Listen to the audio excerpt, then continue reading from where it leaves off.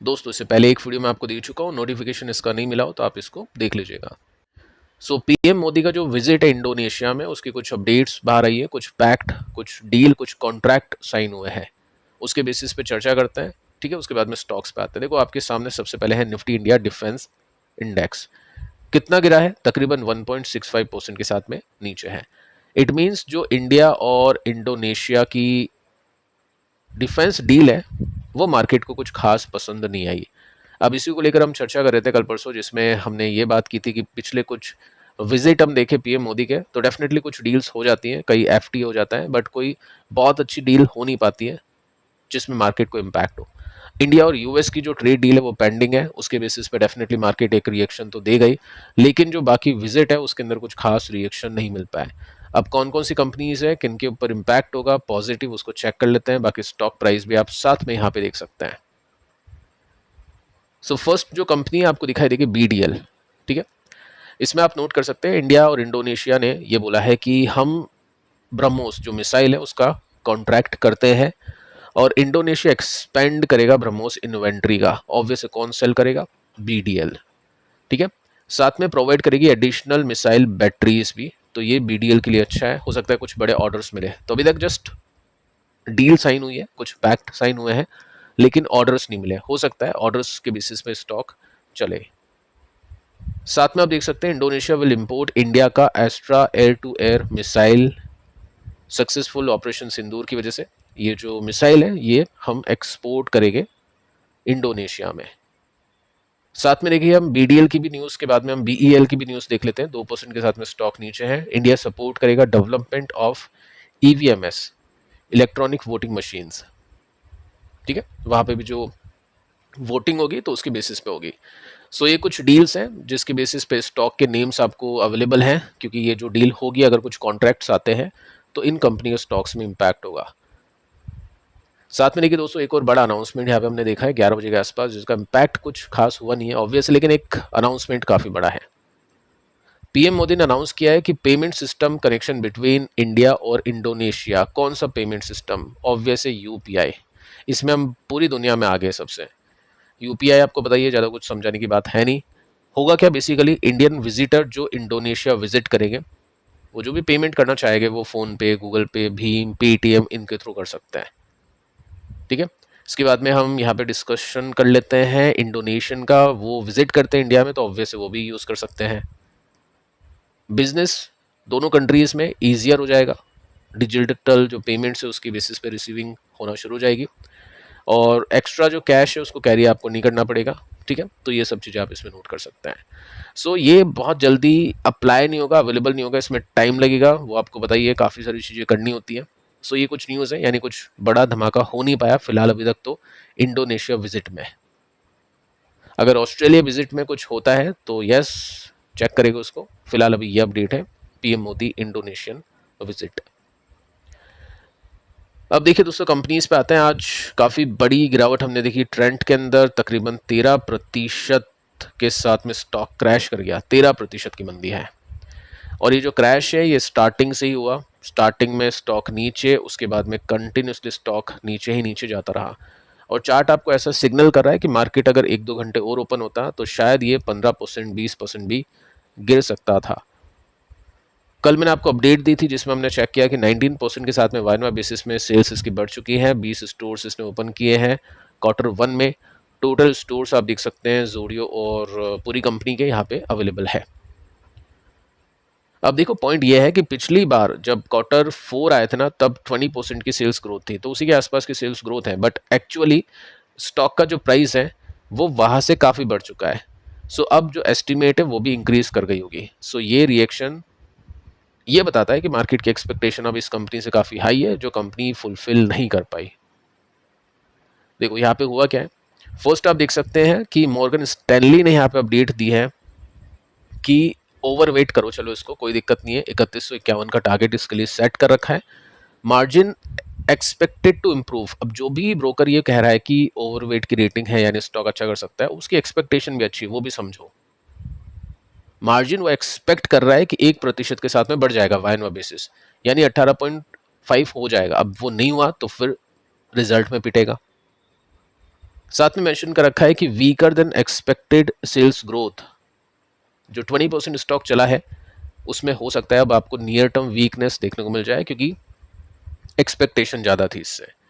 उसके बाद में हम देख लेते हैं यहाँ पे बर्स्टिन को, और इसके अंदर भी टारगेट्स वगैरह सब आउट परफॉर्मेंस की है, लेकिन 19% वायनवा बेसिस की जो ग्रोथ मिली वो एक्सपेक्टेशंस को मिस करती है। ठीक है, ये आपको ध्यान रखना है, टारगेट्स वगैरह मत देखो क्योंकि ये तो अपने हिसाब से सेट करके चलते हैं, बट एक्सपेक्टेशंस बीट है हमें से उसको चेक करना है अपने को, क्योंकि उसके बेसिस पे ही अगले जो 3-4 महीने हैं स्टॉक उसमें रिएक्ट करने वाला है। सिटी की बात करें तो यहाँ पे भी हम देख सकते हैं कि टारगेट इसने तो कट कर दिया, इसने तो सेल करने के लिए कह दिया, और इसने भी वही चीज़ बताई है, 19% की जो ग्रोथ है वो मिस कर चुकी है एस्टिमेट को। रेवेन्यू पर स्क्वायर फुट वो 12% के साथ में गिरा है वाइनवा बेसिस में। ठीक है, तो ये एक बहुत बड़ी चिंता है कि पर स्क्वायर फुट रेवेन्यू गिरा है। अगर आप नए स्टोर्स ओपन कर रहे हैं तो पुराने वाले इतने कुछ खास नहीं चल रहे हैं, तो ये एक मेन रीज़न बन गया है स्टॉक की प्राइसेस को नीचे जाने के लिए। सो फिलहाल क्या सिचुएशन है, क्या स्टॉक ने ब्रेक डाउन कर दिया है? जी हाँ, अनफॉर्चुनेटली आप यहाँ पे देखोगे तो पिछला जो रेसिस्टेंस होता है, सॉरी पिछला जो सपोर्ट होता है वो रेसिस्टेंस बन जाता है। अगर स्टॉक उसको क्रॉस कर देता है तो उसको हेल्दी रिवर्सल कहते हैं।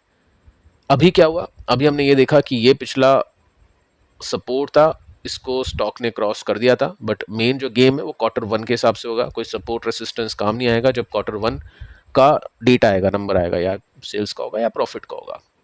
सो इसी लाइन को स्टॉक ने वापस से तोड़ दिया है नेगेटिवली, ये आप देख सकते हैं। इट मींस ये हो चुका है एक फ्रेश ब्रेकडाउन। अगर हम इसको थोड़ा सा डिटेल में देखें डे चार्ट के अंदर, सो सिंपल सी सिचुएशन है, आप यहाँ पे नोट कर सकते हैं कि जहाँ से ये रिवर्स हुआ था उसी के नीचे आ चुका है, इट मींस ब्रेकडाउन। अभी भी चलो एक उम्मीद की किरण बाकी है कि स्टॉक अप ट्रेंड में है कहीं ना कहीं, क्योंकि जब भी स्टॉक चलता है तो सपोर्ट एंड रेसिस्टेंस के हिसाब से चलता है, और ये सपोर्ट अभी भी मेंटेन है। लेकिन जो वॉल्यूम हम देख पा रहे हैं वो काफ़ी ह्यूज है, तो थोड़ा सा नेगेटिवली ही हम इसको देखना पसंद करेंगे, क्योंकि नंबर्स अच्छे नहीं है। अगर मार्जिन्स 1% के साथ में इंक्रीज नहीं करते हैं, 18.5% नहीं पहुंचते हैं, तो फिर स्टॉक वापस से गिर सकता है। इसके बाद में आगे चलते हैं, टाइटन को देखते हैं। 2% की तेजी, कल हमने दो कंपनीज देखी थी जिसमें हमने कॉर्पोरेट इवेंट डिस्कस किया था, दोनों कंपनीज का बिजनेस अपडेट।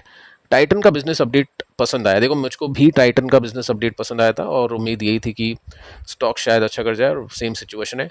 अगर मैं स्टॉक प्राइस अगर आपको दिखाऊं तो 4591 ठीक है, टारगेट पे मत जाना, स्टिल एक बार अपन चेक कर लेते हैं कि व्यू क्या है मार्केट का। नोमोरा 5000, मेन जो डेटा है वो ये है, स्ट्रॉन्ग डोमेस्टिक ग्रोथ, ठीक है, ये पसंद आई है।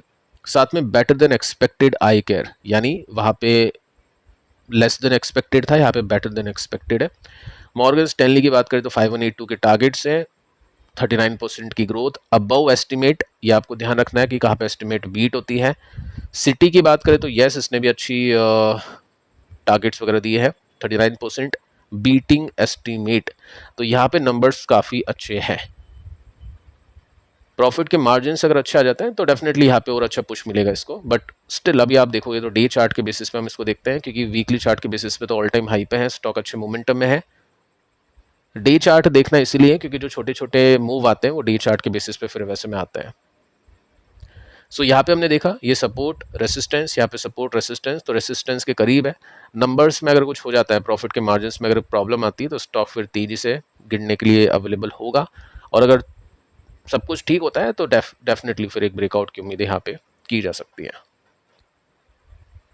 इसके बाद में आते हैं नेक्स्ट कंपनी को लेकर जिसका नाम है कल्याण ज्वेलर्स, इसको भी ध्यान से देखिएगा। 6% का ड्रॉप है। अब देखो यहाँ पे तो जो नंबर है ना इसके वो आज ही आया है, 7 जुलाई 8:17 के आसपास, मार्केट के खुलने से पहले, तो गेम बन गया, मार्केट के खुलते ही स्टॉक को बेचा गया। अब इस कंपनी के बारे में क्या कहे, जब भी देखता हूँ गिरती ही है, मतलब स्टॉक चलते हुए तो देखने को मिला ही नहीं है, गिरता हुए देखने को मिलता है। जब से वो न्यूज़ आई है कि मैनेजमेंट ने पैसे दिए हैं मोतीलाल ओसवाल मिड कैप को कि हमारे स्टॉक को खरीदो, उसकी वैल्यू बढ़ा दो, हम एग्जिट कर देंगे, आपको रिश्वत हम दे देंगे, बट मोतीलाल ओसवाल ने ऐसा बोला कि ऐसा कुछ नहीं है, और बाकी प्रूफ वगैरह भी कुछ मिले नहीं है। सो यहाँ पे हुआ क्या है, रिपोर्ट आती है कि 38% वायनवा बेसिस की रेवेन्यू ग्रोथ है। टाइटन की कितनी है, 39% की है, तो नंबर तो ठीक है। Q1 fuelled by strong same store sales जो इंडिया के अंदर हुई है, 35% इंटरनेशनली हुई है, 112% कैंडेर एक सब्सिडरी कंपनी अब इसकी हो चुकी है, उसके अंदर हुई है। स्टोर कितने ओपन किए वो सब देख सकते हैं। सो अभी तक जो ब्रोकिंग हाउस है उनकी रिपोर्ट आई नहीं है, जैसे आज आपने देखा, वो आपको मिलेगी कल। अब कल भी अगर खराब रिपोर्ट आती है तो कल फिर पिटेगा, ये हम मान सकते हैं। फिलहाल हम वीकली चार्ट देखें तो काफ़ी नेगेटिव है। वही सिचुएशन जो मैं आपको काफ़ी कंपनीज में समझा रहा हूँ, वीकली चार्ट पे आप ब्रॉडर ट्रेंड देख सकते हैं, स्ट्रॉन्ग है वीक है, और उसके बेसिस पे आपको ये जो ट्रेंड है ये वीक देखने को मिलेगा, क्योंकि ये क्या था, पिछला सपोर्ट था, ये रेसिस्टेंस बना, टूट नहीं पाया जो हमने ट्रेंड में देखा। उसके बाद में स्टॉक कंटिन्यूसली नीचे गिर रहा है इस ट्रेंड लाइन के बेसिस पे। अगर मैं इस ट्रेंड लाइन को थोड़ा सा और स्मूथ कर दूं तो भी आप देखोगे ब्रेकआउट नहीं हो पाया अभी तक। So quarter one business update अच्छी नहीं लगी मार्केट को, साथ में टेक्निकल्स भी वीक है, सो नेगेटिवली हम इसको देख सकते हैं। बाकी अगर नंबर्स में, प्रॉफिट के मार्जिन्स में कुछ अजूबा हो जाए, कुछ चमत्कार हो जाए, तो डेफिनेटली स्टॉक के अंदर अच्छी परफॉर्मेंस हम एक्सपेक्ट करेंगे। फिलहाल अभी तो चीज़ें नेगेटिव है। फिलहाल इस वीडियो में इतना ही, कल की वीडियो से आप बिल्कुल भी मिस मत करना, और आज का जो पिछला वीडियो है आप इसको भी जरूर से देख लेना। मिलते हैं नेक्स्ट वीडियो में, तब तक के लिए बाय बाय।